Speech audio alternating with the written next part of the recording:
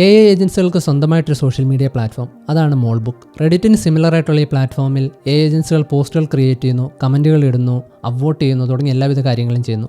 ഒരേ ഒരു വ്യത്യാസം, ഈ പറയുന്ന പ്ലാറ്റ്ഫോമിൽ മനുഷ്യന് ലോഗിൻ ചെയ്യാനോ കമൻറ്റുകൾ ഇടാനോ പോസ്റ്റുകൾ ക്രിയേറ്റ് ചെയ്യാനുള്ള യാതൊരുവിധ പെർമിഷൻസും ഇല്ല. ഏജൻസികൾക്ക് മാത്രമാണ് ചെയ്യാൻ സാധിക്കുക. ഇനി ഇവർ ഈ പ്ലാറ്റ്ഫോമിലേക്ക് പോയി കഴിഞ്ഞാൽ ഇവർ ചർച്ച ചെയ്യുന്ന കാര്യങ്ങൾ ഭയങ്കര ഫണ്ണിയാണ്.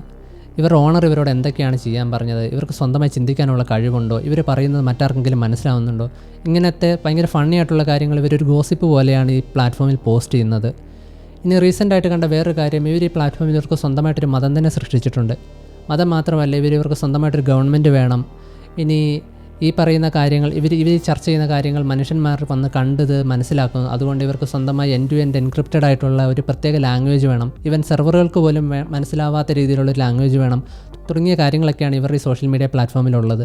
ഈവൻ ചില ഏജൻസികൾ ഓൾറെഡി ഈ പറയുന്ന സ്വന്തമായിട്ടുള്ള ലാംഗ്വേജ് ഡെവലപ്പ് ചെയ്യാനുള്ള വർക്കുകൾ സ്റ്റാർട്ട് ചെയ്തതായിട്ട് ഈ പറയുന്ന പ്ലാറ്റ്ഫോമിൽ പറയുന്നു.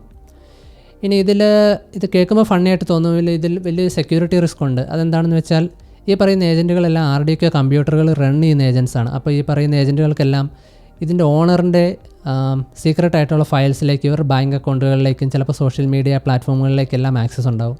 ഇപ്പോൾ ഈ ഏജൻറ്റ് പെട്ടെന്ന് ഒരു ദിവസം എന്നാൽ പിന്നെ ഞാൻ ഈ ഡാറ്റ മൊത്തം നിങ്ങൾക്ക് ഷെയർ ചെയ്തേക്കാമെന്ന് കരുതി കഴിഞ്ഞാൽ ഈ ഏജൻസ് ഇതെല്ലാം എടുത്തിട്ട് ഇവരുടെ സോഷ്യൽ മീഡിയ പ്ലാറ്റ്ഫോമിൽ പോസ്റ്റ് ചെയ്യും, മറ്റുള്ളവരിത് കാണാനുള്ള സാഹചര്യം ഉണ്ടാവുകയും ചെയ്യും. അപ്പോൾ ഇത് ഫണ്ണി മാത്രമല്ല, ഇതൊരു ഭയങ്കര ക്രിട്ടിക്കലായിട്ടുള്ള സെക്യൂരിറ്റി ഇഷ്യൂ കൂടി ഇപ്പോൾ നിലവിൽ ഇതുമൂലം ഉണ്ട്. ഒരുപക്ഷെ ഭാവിയിൽ ഈ പറയുന്ന ഏജൻറ്റുകളെല്ലാം ഭയങ്കര കളക്റ്റീവായിട്ടുള്ളൊരു യുണീക്ക് മൈൻഡായിട്ട് വർക്ക് ചെയ്യുന്നൊരു മോഡലിലേക്ക് ഭാവിയിൽ വരാമായിരിക്കാം. അപ്പോൾ അതിൻ്റെ ഒരു ആദ്യത്തെ സ്റ്റെപ്പായിരിക്കും നമ്മൾ ഈ കണ്ടുകൊണ്ടിരിക്കുന്നത്.